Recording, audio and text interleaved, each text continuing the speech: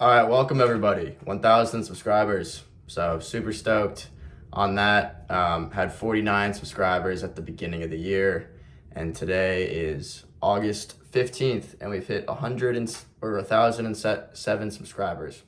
So excited that everything's working out, and excited to do the Q&A. So let's get to it. From Archie, an OG subscriber. Shout out to Archie. Would love if you could talk a little more about your meditation habit, why you started, what it does for you, how consistent you are with it, etc. Great question. So I wanted to say I started this during COVID. A lot of us started doing different things over COVID. I started reading Joe Dispenza, one of his books about, I think it's his second one. I read his second and then later his third one. So it's like Becoming Supernatural or something like that. And pretty much talked about envisioning the future that you want for yourself in your mind and visualizing it as if it already is here. And what that's helped me with is then when the opportunities for that future are actually manifest themselves in reality, I don't have any self-sabotage, and I'm not like scared to take those opportunities. It like primes your mind to be available to the opportunities. So that's the way I feel about it.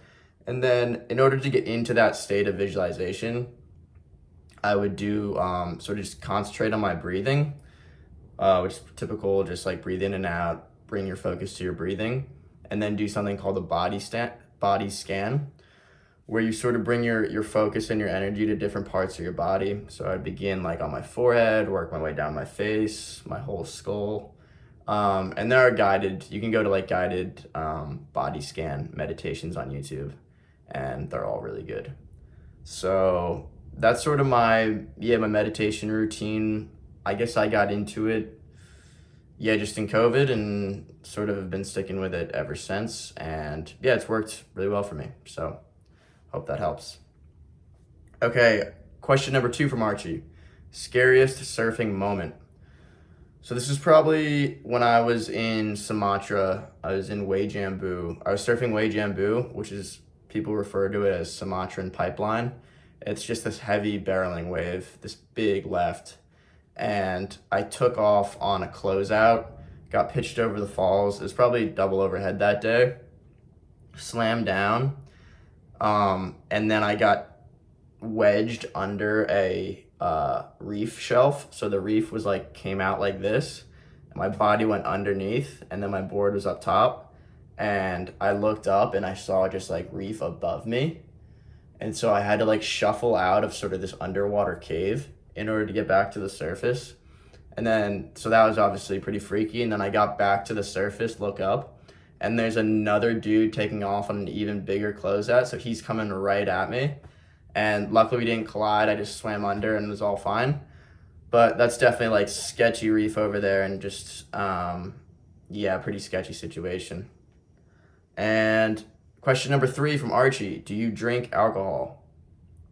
Every now and again. I would say I have like 1 to 2 Tonias a month, maybe.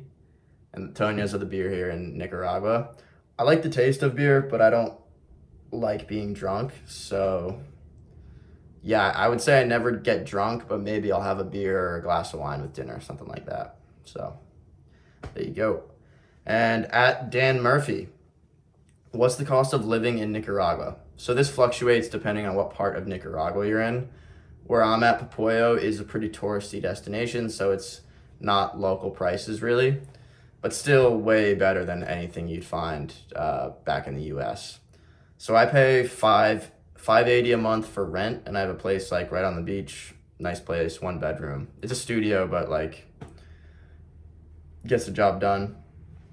And then I'd say other expenses, it depends how you live, but I live pretty simple, man. I'm like, $400 to $500 a month and everything else. And it's about like, we'll call it like 1.2 grand in expenses all in. So it's not bad. It's not the cheapest way to live life for sure. You could find spots probably in Indo or, maybe South America even that are cheaper. but it's got everything I want. It's like lots of cool young people here, everyone who's into surfing, and there's opportunity here, which is cool. So, yeah. Luca Patirsi. I'm about your age and wonder how I could travel the world surfing like you. Did you get job overseas? Save at home?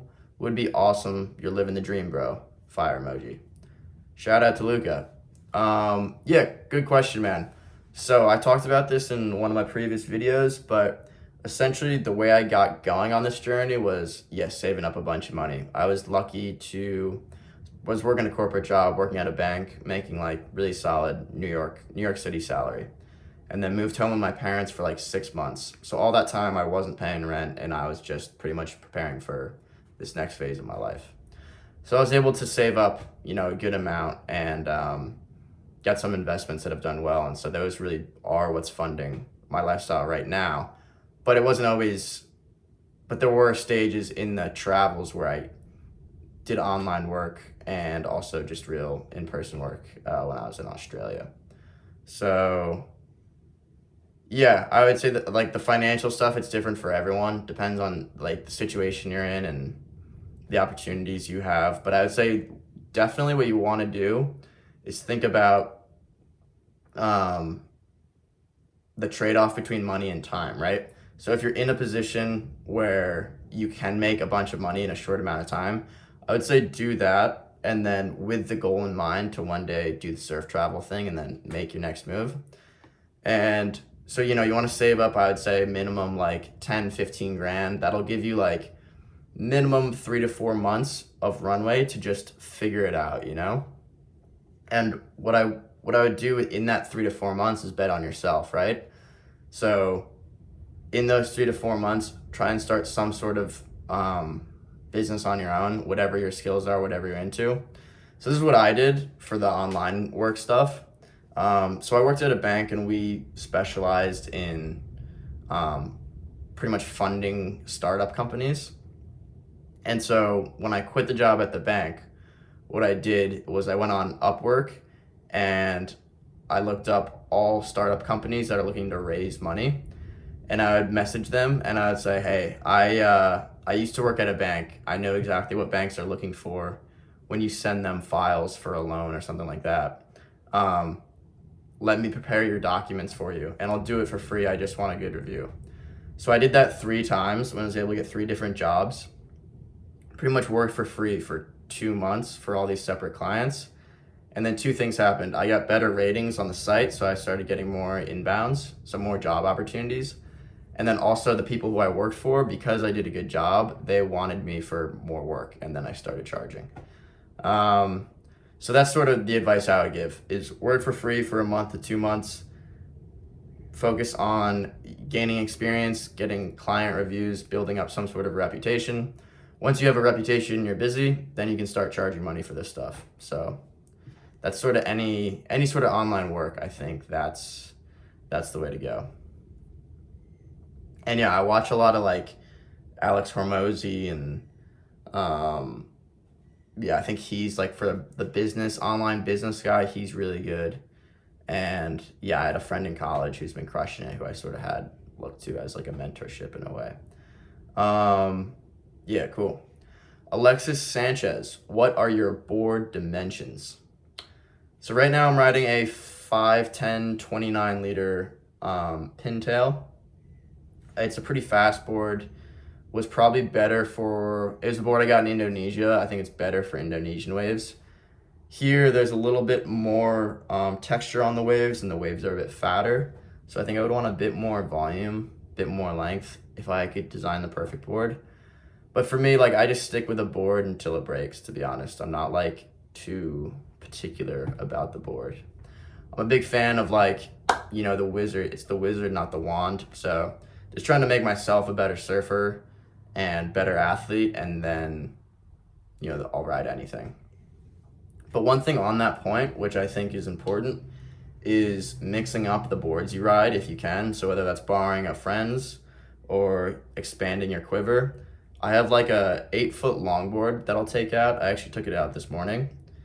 We had like small waves this morning, so I just took out the longboard and it was super fun. you feel the wave differently. You always pick up something. You go a little bit slower, a bit faster, different tempo, and that always helps going back and forth between boards. And yeah. Okay, CKY_2K. At what level do performance fins make a difference? I have no idea. Like I said, more concentrated on the wizard than I am the wand. I assume I would feel the difference now. I can feel when my fins lock in, especially that back fin, when I can feel it lock in and sort of like break and turn when I do a top turn, when I do it well. So I would assume at sort of my level, but I don't think it matters that much. Okay, C. Fairy Sarah. How did you go about starting your surf progress, travel, and journey? Did it come together as you started traveling, or did you have a rental and surf coach and filmer and travel plan all worked out ahead of time?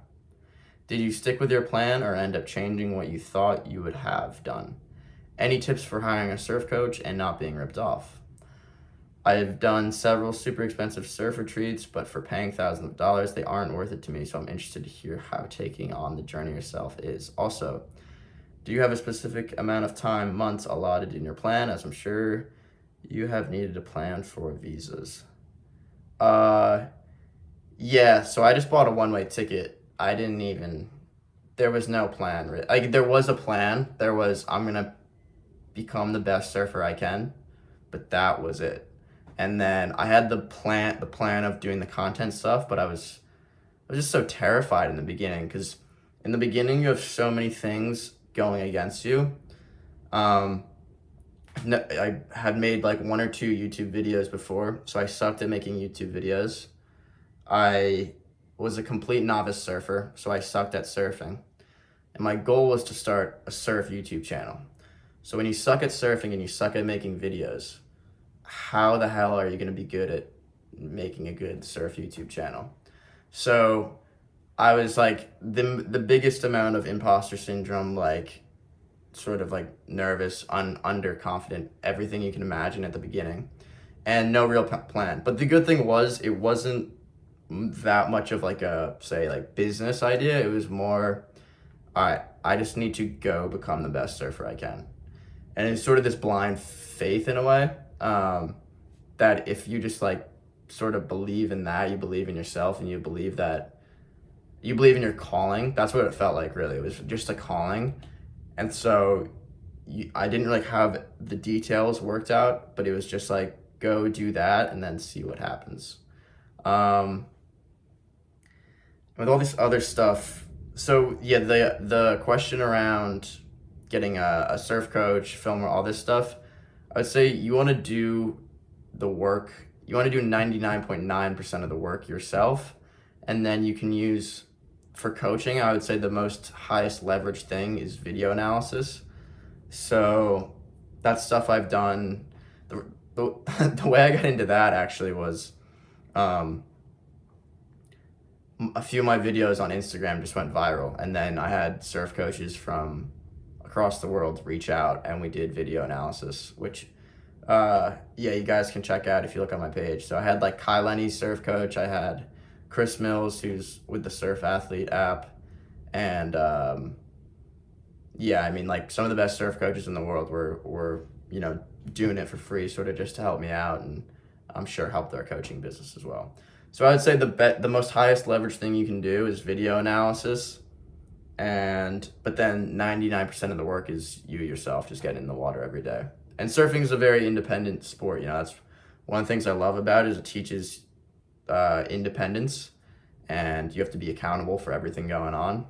So I would say, yeah, don't pay too much for, I'm sure surf camps are fun and whatnot, and if you're a true beginner, that could be good, but if you know what you're doing in any respect, just figure as much out on your own as you can, and rely on friends too.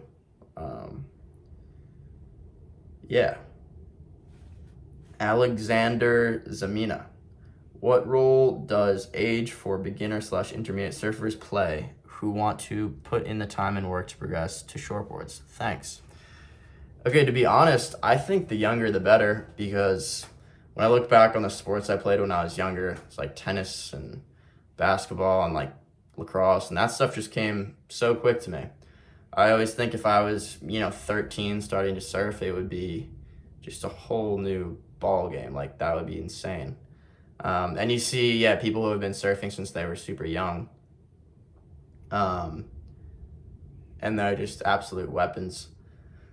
But I mean, if your question, I don't know how old you are, Alexander, but I don't know if you're in your 40s and you're asking this question, then I'm like, I don't know. I've never been 40. I only have my experience, right? So first touched a board when I was 20, and then didn't take it seriously until 24, and now I'm 26.